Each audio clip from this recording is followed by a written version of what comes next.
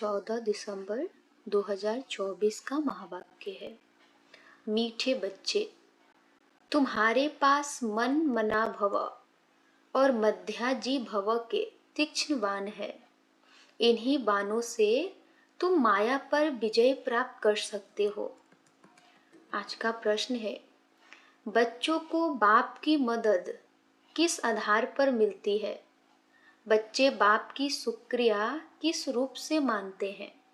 उत्तर, जो बच्चे जितना बाप को प्यार से याद करते उतना बाप की मदद मिलती है। प्यार से बातें करो, अपना कनेक्शन ठीक रखो, श्रीमत पर चलते रहो तो बाप मदद करता रहेगा। बच्चे बाप की शुक्रिया मानते हैं। बाबा, आप परम धाम से आकर हमें पतित से पावन बनाते हो। आपसे हमें कितना सुख मिलता है, प्यार में आंसू भी आ जाते हैं। ओम शांति। बच्चों को सबसे प्रिय है माँ और बाप, और माँ बाप को फिर बच्चे हैं बहुत प्रिय। अब बाप जिसको तमेव माता च पिता तमेव कहते हैं, लौकिक माँ बाप को तो कोई ऐसे कह न सके। यह महिमा है जरूर, परंतु किसकी है यह कोई जानते नहीं। अगर जाने तो वहां चला जाए और बहुतों को ले जाए, परंतु ड्रामा की भाभी ही ऐसी है। जब ड्रामा पूरा होता है तभी आते हैं। आगे मूवी नाटक होते थे। जब नाटक पूरा होता था तो सभी एक्टर्स स्टेज पर खड़े हो जाते थे। यह भी बेहद का बड़ा नाटक है। यह भी सारा बच्चों की बुद्धि में आना चाहिए। सतयुग, त्रेता, द्वापर, कलयुग, यह सारी सृष्टि का चक्र है। ऐसे नहीं मूल बतन सूक्ष्म बतन में चक्र फिरता है, सृष्टि का चक्र यहाँ ही फिरता है। गाया भी जाता है एको ओंकार सतनाम। यह महिमा किसकी है? भल ग्रंथ में भी सिख लोग महिमा करते हैं। गुरु नानक वाच, अब एको ओंकार, यह तो उस एक निराकार परमात्मा की ही महिमा है। परंतु यह लोग परमात्मा की महिमा को भूल गुरु नानक की महिमा करने लगते हैं। सतगुरु भी नानक को समझ लेते हैं। वास्तव में सृष्टि भर में महिमा जो भी है उस एक की ही है, और कोई की महिमा है नहीं। अभी देखो, ब्रह्मा में अगर बाबा की प्रवेशता नहीं होती तो यह कौड़ी तुल्य है। अभी तुम कौड़ी तुल्य से हीरे तुल्य बनते हो परमपिता परमात्मा द्वारा। अब है पतित दुनिया, ब्रह्मा की रात्रि। पतित दुनिया में जब बाप आते हैं और जो उनको पहचान लेते हैं वह उन पर कुर्बान जाते हैं। आज की दुनिया में तो बच्चे भी धुंधकारी बन पड़ते हैं। देवताएं कितने अच्छे थे, अभी वो पुनर्जन्म लेते लेते तमो प्रधान बन गए हैं। सन्यासी भी पहले बहुत अच्छे थे, पवित्र थे, भारत को मदद देते थे। भारत में अगर पवित्रता न हो तो काम चिता पर जल जाए। सतयुग में काम कटारी होती नहीं। इस कलयुग में सब काम चिता के कांटों पर बैठे हुए हैं। सतयुग में तो ऐसे नहीं कहेंगे, वहां यह पॉइजन होती नहीं। कहते हैं ना, अमृत छोर विष काहे को खाए, भिखारी को ही पतित कहा जाता है। आजकल मनुष्य तो देखो 10-12 बच्चे पैदा करते रहते हैं, कोई कायदा ही नहीं रहा है। सतयुग में जब बच्चा पैदा होता है तो पहले से ही साक्षात्कार होता है। शरीर छोड़ने के पहले भी साक्षात्कार होता है कि हम यह शरीर छोड़कर जाकर बच्चा बनूंगा। और एक बच्चा ही होता है, जास्ती नहीं। लौ मुजिब चलता है, वृद्धि तो होनी है जरूर, परंतु वहाँ विकार होता नहीं। बहुत पूछते हैं तब वहाँ पैदाइश कैसे होती है? बोलना चाहिए, वहाँ योग बल से सब काम होता है। योग बल से ही हम सृष्टि की रजाई लेते हैं। बाहुबल से सृष्टि की रजाई मिल नहीं सकती। बाबा ने समझाया है, अगर क्रिश्चियन लोग आपस में मिल जाए तो सारी सृष्टि का राज्य ले सकते हैं, परंतु आपस में मिलेंगे नहीं, लौ नहीं कहता। इसलिए दो बिल्ले आपस में लड़ते हैं तो माखन तुम बच्चों को मिल जाता है। श्री कृष्ण के मुख में माखन दिखाया है, यह सृष्टि रूपी माखन है। बेहद का बाप कहते हैं, यह योग बल की लड़ाई शास्त्रों में गाई हुई है, बाहुबल की नहीं। उन्होंने फिर हिंसक लड़ाई शास्त्रों में दिखा दी है, उनसे अपना कोई संबंध नहीं है। पांडवों कौरवों की लड़ाई है नहीं, यह अनेक धर्म 5000 वर्ष पहले भी थे जो आपस में लड़कर विनाश हुए। पांडवों ने देवी देवता धर्म की स्थापना की। यह है योग बल, जिससे सृष्टि का राज्य मिलता है। माया जीत जगत जीत बनते हैं। सतयुग में माया रावण होता नहीं, वहां थोड़े ही रावण का भूत बनाकर जलाएंगे। भूत यानी चित्र कैसे कैसे बनाते हैं, ऐसा कोई दैत्य व असुर होता नहीं। यह भी नहीं समझते 5 विकार स्त्री के और 5 विकार पुरुष के हैं, उनको मिलाकर 10 शीश वाला रावण बना देते हैं। जैसे विष्णु को भी 4 भुजाएं देते हैं। मनुष्य तो यह कॉमन बात भी समझते नहीं, बड़ा रावण बनाकर जलाते हैं। मोस्ट बिलव्ड बच्चों को अभी बेहद का बाप समझाते हैं। बाप को बच्चे हमेशा नंबरवार प्यारे होते हैं। कोई तो मोस्ट बिलव्ड भी है तो कोई कम प्यारे भी है। जितना सिकिलधा बच्चा होगा उतना जास्ती लव होगा। यहाँ भी जो सर्विस पर तत्पर रहते हैं, रहम दिल रहते हैं, वह प्यारे लगते हैं। भक्ति मार्ग में रहम मांगते हैं ना, खुदा रहम करो, मर्सी ऑन मी, परंतु ड्रामा को कोई जानते नहीं है। जब बहुत तमो प्रधान बन जाते हैं तब ही बाबा का प्रोग्राम है आने का। ऐसे नहीं ईश्वर जो चाहे कर सकते हैं या जब चाहे तब आ सकते हैं। अगर ऐसी शक्ति होती तो फिर इतनी गाली क्यों मिले, वनवास क्यों मिले। यह बातें बड़ी गुप्त है। श्री कृष्ण को तो गाली मिल न सके, कहते हैं भगवान यह नहीं कर सकता, परंतु विनाश तो होना ही है। फिर बचाने की तो बात ही नहीं, सभी को वापस ले जाना है। स्थापना विनाश कराते हैं तो जरूर भगवान होगा ना। परम पिता परमात्मा स्थापना करते हैं किसकी? मुख्य बात तुम बच्चों से पूछो, मुख्य बात तुम पूछो ही यह कि गीता का भगवान कौन? सारी दुनिया इसमें मुंझी हुई है। उन्होंने तो मनुष्य का नाम डाल दिया है। आदि सनातन देवी देवता धर्म की स्थापना तो भगवान बिगर कोई कर नहीं सकता। फिर तुम कैसे कहते हो श्री कृष्ण गीता का भगवान है? विनाश और स्थापना कराना किसका काम है? गीता के भगवान को भूल गीता को ही खंडन कर दिया है। यह बड़े ते बड़ी भूल है। दूसरा, फिर जगन्नाथपुरी में देवताओं के बड़े गंदे चित्र बनाए हैं। गवर्नमेंट की मना है गंदे चित्र रखने की, तो इस पर समझाना चाहिए। इन मंदिरों पर कोई की बुद्धि में यह बातें आती नहीं है। यह बातें बाप ही बैठ समझाते हैं।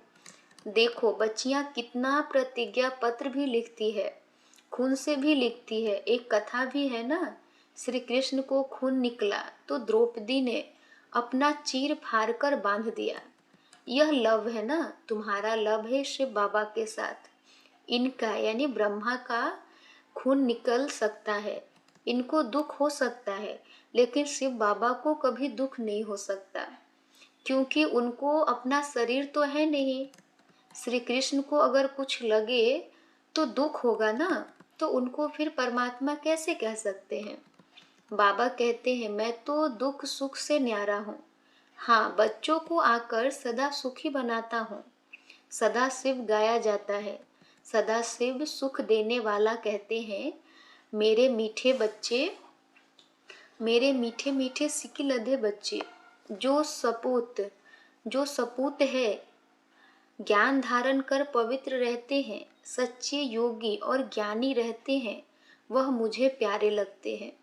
लौकिक बाप के पास भी कोई अच्छे कोई बुरे बच्चे होते हैं। कोई कुल को कलंक लगाने वाले निकल पड़ते हैं, बहुत गंदे बन जाते हैं। यहाँ भी ऐसे हैं। आश्चर्यवत बच्चा बनंती सुनंती कथंती फिर फारकती देवंती। इसलिए ही निश्चय पत्र लिखवाया जाता है, तो वह लिखत फिर सामने दी जाएगी। ब्लड से भी लिख कर देते हैं। ब्लड से लिखकर प्रतिज्ञा करते हैं। आजकल तो कसम भी उठवाते हैं, परंतु वह है झूठा कसम। ईश्वर को हाजिर नाजिर जानना अर्थात यह भी ईश्वर है, मैं भी ईश्वर, कसम उठाता हूँ। बाप कहते हैं अभी तुम प्रैक्टिकल में हाजिर नाजिर जानते हो। बाबा इन आंखों रूपी खिड़कियों से देखते हैं, यह पराया शरीर है, लोन पर लिया है, बाबा किराएदार है। मकान को काम में लाया जाता है ना, तो बाबा कहते हैं मैं यह तन काम में लाता हूँ। बाबा इन खिड़कियों से देखते हैं, है ना। शिव बाबा ब्रह्मा बाबा के खिड़की यानी आंखों से देखते हैं। हाजिर नाजिर, आत्मा जरूर आर्गन से ही काम लेगी ना। मैं आया हूँ तो जरूर सुनाऊंगा। आर्गन्स यूज करते हैं तो जरूर किराया भी देना पड़ेगा। तुम बच्चे इस समय नर्क को स्वर्ग बनाने वाले हो। तुम रोशनी देने वाले, जागृत करने वाले हो, और तो सब कुंभकर्ण की नींद में सोए पड़े हैं। तुम माताएं जगाती हो, स्वर्ग का मालिक बनाती हो। इसमें मेजॉरिटी माताओं की है, इसलिए वंदे मातरम कहा जाता है। भीष्म पितामह आदि को भी तुमने ही बाण मारे हैं। मन मना भव मध्याजी भव का बाण कितना सहज है। इन्हीं बाणों से तुम माया पर जीत पा लेते हो। तुम्हें एक बाप की याद, एक की सिरमत पर ही चलना है। बाप तुम्हें ऐसे श्रेष्ठ कर्म सिखलाते हैं जो 21 जन्म कभी कर्म कूटने की दरकार ही न पड़े। तुम एवर हेल्दी एवर वेल्दी बनते हो। अनेक बार तुम स्वर्ग के मालिक बने हो, राज्य लिया है और फिर गंवाया है। तुम ब्राह्मण कुल भूषण ही हीरो हीरोइन का पार्ट बजाते हो। ड्रामा में सबसे उच्च पार्ट तुम बच्चों का है, तो ऐसे उच्च बनाने वाले बाप के साथ बहुत लव चाहिए। बाबा आप कमाल करते हो। न मन न चित्त हमको थोड़े ही पता है, हम सो नारायण थे। बाबा कहते हैं तुम सो नारायण अथवा सो लक्ष्मी देवी देवता थे, फिर पुनर्जन्म लेते लेते असुर बन गए हो। अभी पुरुषार्थ कर वर्षा पाओ। जितना जो पुरुषार्थ करते हैं साक्षात्कार होता रहता है। राजयोग एक बाप ने ही सिखाया था। सच्चा सच्चा सहज राजयोग तो तुम अभी सिखला सकते हो। तुम्हारा फर्ज है बाप का परिचय सबको देना। सभी निधन के बन पड़े हैं, यह बातें भी कल्प पहले वाले कोटों में कोई ही समझेंगे। बाबा ने समझाया है, सारी दुनिया में महान मूर्ख देखना हो तो यहाँ देखो। बाप जिनसे 21 जन्मों का वर्षा मिलता उनको भी फारकती दे देते हैं। यह भी ड्रामा में नोद है।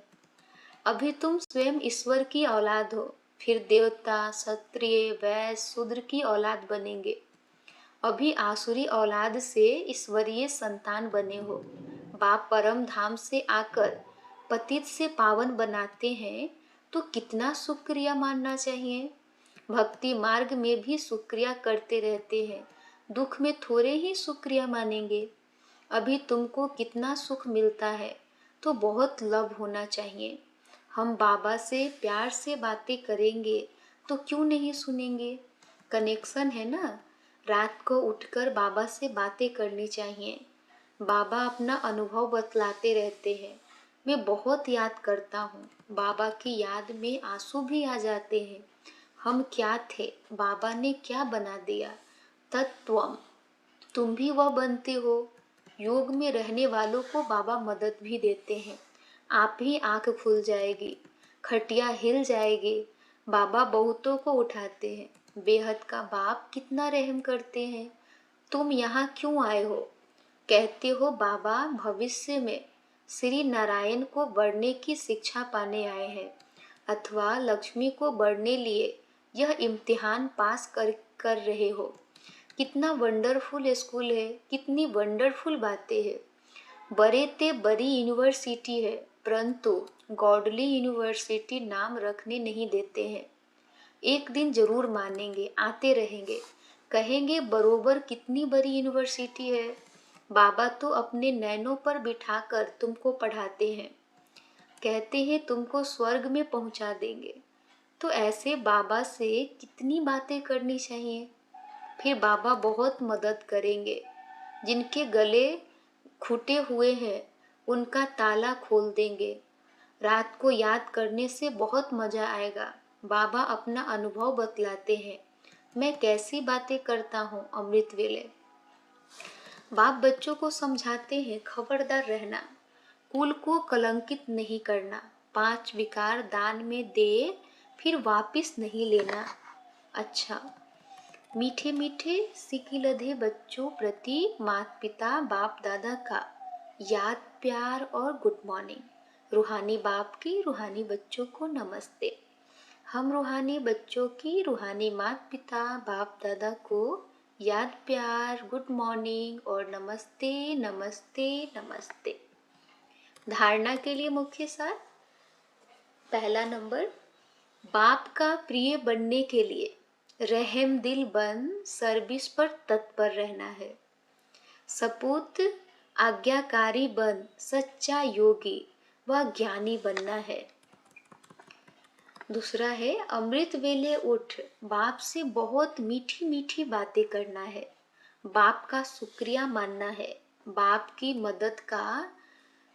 मदद का अनुभव करने के लिए मोस्ट बिलव्ड बाप को बड़े प्यार से याद करना है। आज का वरदान है, सदा उमंग उत्साह में रह मन से खुशी के गीत गाने वाले अविनाशी खुश नसीब भव। सदा उमंग उत्साह में रह मन से खुशी के गीत गाने वाले अविनाशी खुश नसीब भव। स्पष्टीकरण है, आप खुश नसीब बच्चे अविनाशी विधि से अविनाशी सिद्धियां प्राप्त करते हो। आपके मन से सदा वाह वाह की खुशी के गीत बजते रहते हैं। वाह बाबा, वाह तकदीर, वाह मीठा परिवार, वाह श्रेष्ठ संगम का सुहावना समय। हर कर्म वाह वाह है, इसलिए आप अविनाशी खुश नसीब हो। आपके मन में कभी वाई या आई, क्यों या मैं नहीं आ सकता। वाई के बजाय वाह वाह और आई के बजाय बाबा बाबा शब्द ही आता है। आज का स्लोगन है, जो संकल्प करते हो उसे अविनाशी गवर्नमेंट की स्टैंप लगा दो तो अटल रहेंगे। जो संकल्प करते हो उसे अविनाशी गवर्नमेंट की स्टैंप लगा दो तो अटल रहेंगे। अच्छा, ओम शांति।